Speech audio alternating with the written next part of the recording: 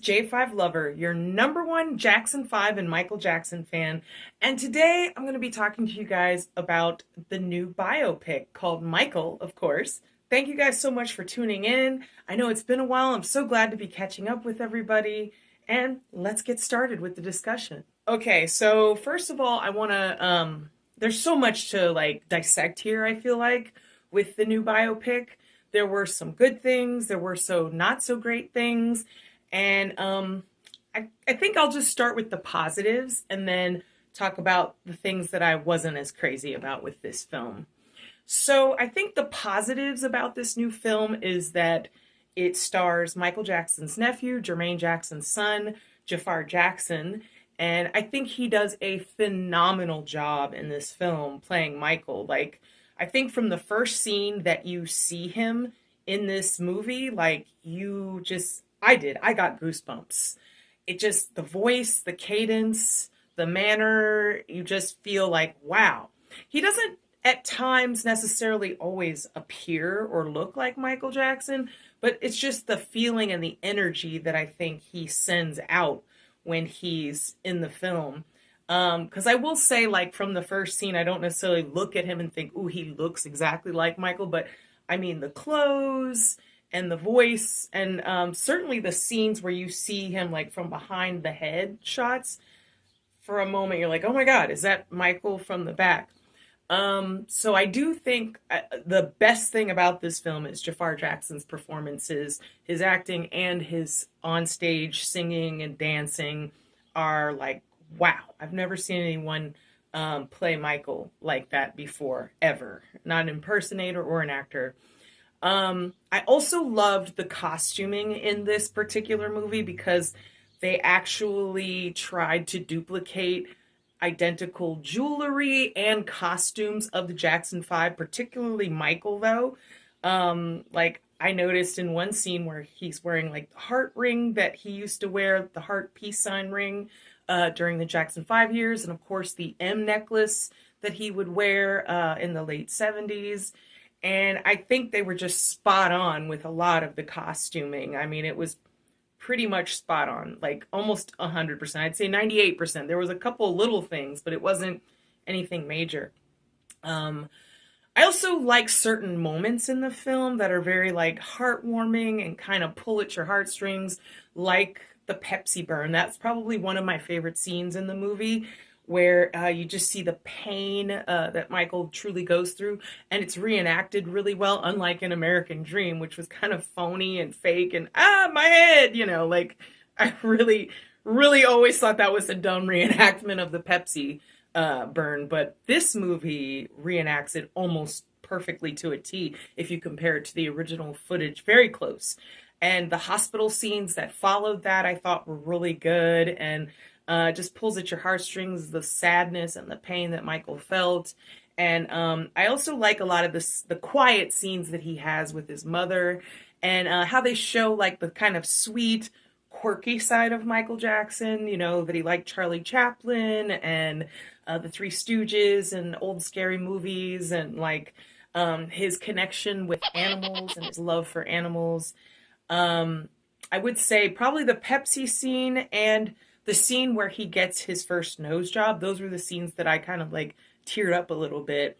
And I think in this film, what's so great is a lot of the Easter eggs and symbolism that you see, especially in the background, in his bedroom, things that he liked or was into, or they used actual J5 buttons, or some of the fans in the audience had Soul magazine in their hands during the scene where the Jackson 5 were performing at a state fair.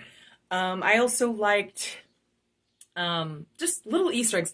I think, what was sad for me, though, when he had his first nose job in the film, was that he's looking at a book of Peter Pan, who he loves, and he's kind of touching, his own nose and going, almost like he wanted to be more like Peter Pan, but he was just telling a doctor how his face wasn't symmetrical and he wasn't happy with his nose. And it just made me tear up. You see the pictures of him at the doctor's office, and he was so beautiful back then, before he ever had anything done to his face. And it's sad to think that he just wasn't happy with his face and he didn't think he looked good enough. I also liked the part where, once again, he was in the hospital and he had the fire burn and he's watching Pinocchio um, on television. There's just a lot of symbolism there where the donkey kind of like kicks back the mirror and the glass breaks. It just makes me so sad, almost like maybe there was something shattered for him after that happened. This sort of new outlook on life, and also you knew his life was never going to be the same because after that he slowly became addicted to pain medication. So I also thought Coleman Domingo I think he's a great actor, and I think he actually did a really good job considering the script and the film. But that kind of eases me into my negative points of the film. I had quite a few, unfortunately. I think going into the film, I had higher expectations of what was going to be. Like, I knew for a fact that they weren't going to tell every little dark, bad secret about Michael Jackson, or that, and I doubted very sincerely I would really learn anything new, which I did not. Um, but I didn't like the inaccuracies in the film, especially at the beginning with the J5 era. You know, like they're singing Never Can Say Goodbye at the Apollo before they got discovered at Motown, which the song hadn't even been written yet. And even at the end of the film in the credits, it says Never Can Say Goodbye was written in 1970. So, you know, they're at the Apollo in 1968. And also trying to sort of sound like Suzanne DePass discovered them, which was a complete lie. It was Bobby Taylor and the Vancouvers. And I didn't know why they didn't show that. And then also after the fact to learn that for some reason Diana Ross's parts in the movie were cut out, which I don't get that. I mean, I think a lot of people have dramatic speculations as to why. I don't think that it was that dramatic of a reason. I'm thinking it had to do possibly with like licensing of music or something to that nature. Maybe even just since they had to reshoot and retell the story. Because I mean, and something I've learned recently with these movies is people giving rights to their image being used in movies and stuff. I had no idea that that was a thing. Because like when you saw The Jacksons and American Dream that was made in 1992, they just had everybody who was around at the time kind of in the movie. There was Diana Ross and all the siblings and stuff. Nowadays, I guess you have to give permission, grant permission. I mean, clearly Diana Ross granted permission or there wouldn't have been a Diana Ross character at all. Just like there was no Reby, no Randy, and no Janet Jackson in the movie. So they'd never granted permission. They weren't even ever cast. So to me, the fact that Diana Ross's character was cast lets me know that she at least granted her permission. So I'm thinking there might have been some kind of finances they would have had to pay to use her music or something like that extra that they didn't want to do. Or maybe they had more scenes that they wanted to show, which meant maybe a larger payout. I'm not really sure. So maybe I think they were trying to backtrack on some of the money that they spent. That's my thoughts. But I just find it crazy, though, that you can grant permission or not for people to be in your TV show or movie, like who are famous figures, which I think, unfortunately, will probably segue for people in the future using AI, so they don't need your permission. And I feel like you can't fully tell the story of Michael Jackson without talking about his siblings, all of them, to some capacity. I mean, I thought there would at least be stand-ins for the three siblings that weren't represented. There wasn't even stand-ins, so it just made it look like, you know, he was with the other siblings. Like, there was just 6 of them instead of 9, which is so weird. But either way, the brothers really didn't play a heavy role in this movie. I thought they were fairly silent. I would have liked to see more interaction between him and his brothers in the movie than there actually was. They were mostly just there for performances and like a couple of little silly things, but it really wasn't much. You see Michael mostly interact with LaToya and the mother, which I thought was kind of odd too, because you know he had great relationships and close relationships growing up with his brothers too. There was just so many inaccuracies, unfortunately. Also, just like when certain things happen in Michael's adult life too, like when he had plastic surgery. We know his first rhinoplasty was in 1979. He hired John Branca in 1980, not 1981. It was just so many like that. I have to admit I've seen this movie twice now. So the first time I saw it, my head was hurting with inaccuracies. Like it was driving me nuts. I'm just like, oh my God, oh my God. And the pacing was so fast, I felt like we weren't really getting much of a story, unfortunately. And then when Michael got bubbles, it was 1983, but I think they tried to put it in 1981. Like there was just so many mix-ups. Or Michael kind of contesting the Triumph Tour, which I don't really remember that being the case that Michael contested the Triumph Tour. I know that he wanted that to be the brothers' last tour together because he said that in interviews, but I know he contested obviously the Victory Tour, which they showed. They also never spoke of the Destiny Tour, which happened before the Triumph Tour. Like, they never really showed the true split from Motown either when Jermaine said goodbye to the brothers. Like, it just felt like a lot in the story was being skipped. So something else I wanted to mention was a lot of the stuff that got left out that I had been looking forward to going into the theater that got left on the cutting room floor, but that we saw early photo leaks of and video leaks of in the trailers. And that was, I was really looking forward to seeing more of a deep dive of Michael Jackson as Jehovah's Witness and them showing how that affected his career and his early life decisions, as well as scenes of him at Studio 54 and his life in New York City while filming The Wiz. And also recently, we also got to see more footage of the Jacksons on the Triumph Tour. I would have also liked to have seen some of the Destiny Tour as well. I personally, before this movie ever came out, was hoping that it would be like a 3 to 4 hour film. And then when I heard it was going to be in 2 parts, I was hoping that each part might be 3 hours, just so that we got an in-depth view of Michael and different performances, but as well as like really behind the scenes details. Because the great thing about this film is there's a lot of little details, but unfortunately, as far as dialogue goes and scenes, to me, there wasn't enough personal scenes. It was mostly about the music and Michael's creativity as an artist, but I feel like there was just very little about him as a person. You kind of just assumed a lot of things. I feel like this film was more catered towards new fans more than anything. And I think people like me who know a lot about Michael Jackson's life, probably too much, were kind of like left empty because you didn't feel like you learned anything new. And you also know that the things that you know weren't really shown in this film that I was kind of hoping to see based on the trailers. I just feel like, well, now I'm learning on Instagram and stuff because people are posting every day, including like some of the actors from the film, that there was a lot left on the cutting room floor. And it just makes me want to know, like, what else was done that we didn't get to see that got cut out of the film.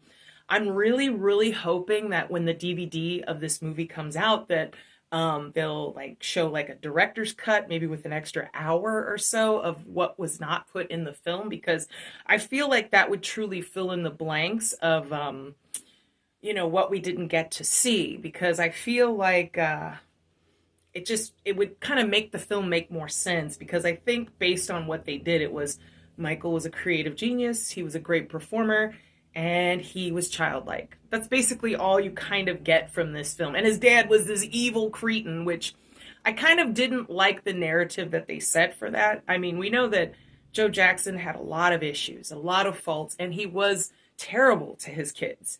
I don't think, though, that Joe Jackson was the only bad person or a person who did bad things to Michael Jackson and in his life.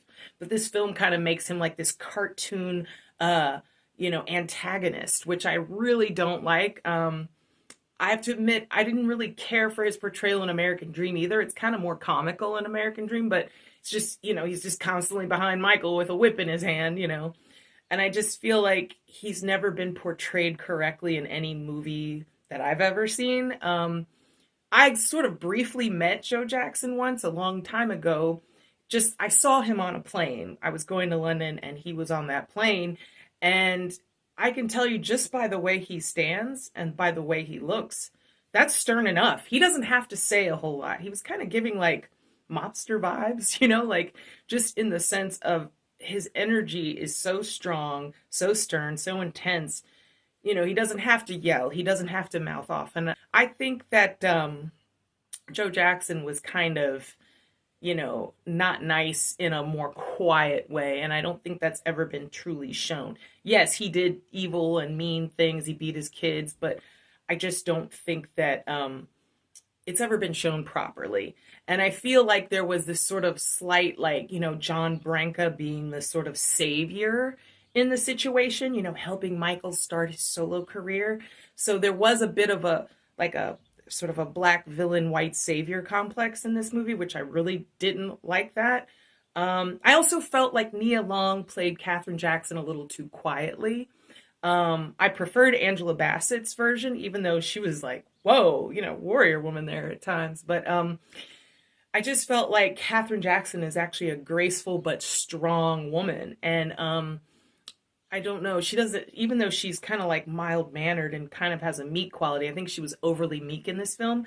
And I didn't like the way that she was always constantly looking at Joe like he was just such a bad person. And she would then look over at Michael and smile like, oh, well, I've got you, even though your father's no good. Because then the film makes you wonder, well, why does this woman continue to stay with this man?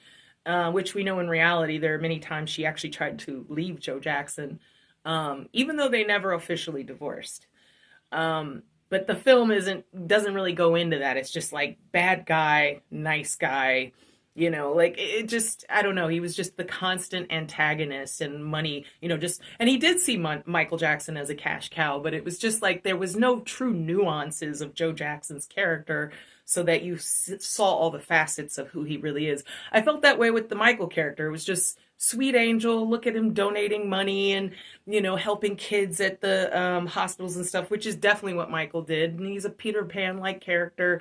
But, like, you don't get to see true nuances completely in the multifacetedness of Michael's personality really that much in this film. I mean, they kind of showed his business side and creative side, but not heavily. It's just mostly how sweet and Peter Pan-like he is. And I wish they would have kind of showed more, maybe stuff that the public isn't used to seeing. I mean, I figured since the movie is done by his estate that they were going to do, like, show him in a positive light, which is good. I think that they should do that. But I mean, we could still learn things. And they could still, even if they did show something negative about Michael, they could still bring it around to a positive or show maybe why he did or didn't do certain things. Because, he wasn't a perfect human being. Nobody ever is. Also, I meant to say positively that I really liked Giuliano's portrayal of a young Michael Jackson, just in the sense that I thought he had the dance steps down and the singing, and I really liked his a cappella singing of Big Boy. I was like really, really like thrown back by that, and I thought his like mannerisms on stage were just so good. And I liked some of Jafar's like a cappella and like kind of overlapping of Mike with Michael singing too. I think my only beef with Giuliano is I just wish he looked more like, Michael did as a kid. But I mean, that's a small thing. Nobody is going to look exactly like Michael Jackson. I realize that. That's understandable. But I will say, especially during the Thriller era, Jafar looked almost scarily like Michael, especially at certain angles and certain ways. And then there was a part in the movie where he is looking to come up with the title for his album, Thriller. And when he comes up with the title, he pins the name on a board. And when you see his hand, it's like I could swear it was Michael Jackson's hand. I was like, whoa, this is crazy. It's like the only time in the film, really, that it looks like Michael Jackson's hand. And of course, the film ends kind of with them finishing up the Victory Tour, Michael leaving, working with his brothers, and then he goes off to do the Bad Tour 4 years later. And he's finally feeling like he's in his own element, doing his own thing and leading his own career. I didn't like that big 4 year gap. And obviously his story continues, so there's more to this and there'll be a part two. God knows when we'll see part two. I'm assuming it's probably going to be next year. Because I already noticed that this movie is supposed to be on DVD and released April 1st of 2027. So that's kind of a long wait just to get this movie on DVD. But the good news is it's a box office hit, and I think Michael deserves that kind of media and news at this point because there's just been so much negativity, unfortunately, on his name. But I just wish that this film had offered more things, even to new fans, of different nuances of Michael and people that were in his life. I kind of wish, too, it would have shown when he met Quincy Jones, because they met on the set of The Wiz. Like, to me, they didn't have to play The Wiz music. They didn't have to talk about Diana Ross, but it could have just shown Michael in his outfit and a brief meeting with Quincy Jones before they jumped into the studio. I just felt like a lot was left out, unfortunately, and I'm dying for a director's cut of this, so I'm praying and hoping we get to see that in the future. But I guess overall, I would give this film like a C, 6, 7, right? 6, 7 out of 10, because there were some enjoyable parts, and I think it is a feel good film, and it'll still leave you feeling positive about Michael. And honestly, I just wanted to coddle him because he just seems so vulnerable. Um, and there's a lot of little cute, little funny moments. I just wanted more. I could have had another hour. But I think it's a must see still for people, especially Michael Jackson fans, but or anybody that just kind of wants to learn something new who doesn't know anything about Michael Jackson at all. I think everyone should see it at least once, for sure. It's definitely an interesting thing right now in history to see kind of this new Michael mania happen around the globe, and I think it's exciting to be a part of that and see all this new Michael Jackson stuff that's out now: clothes, T-shirts, videos, books, magazines on the stands again, like it's 1984. I think it's really cool. So anyway, that's pretty much the bulk of my review. Thank you guys so much for tuning in. And I will be doing more record reviews and things in the future, and more historical events about Michael and the Jackson 5 in the future. And don't forget to like and subscribe. And remember to hit that bell icon too, so that you know when I put out new content. All right. Thank you guys so much. And I'll see you next time. Bye.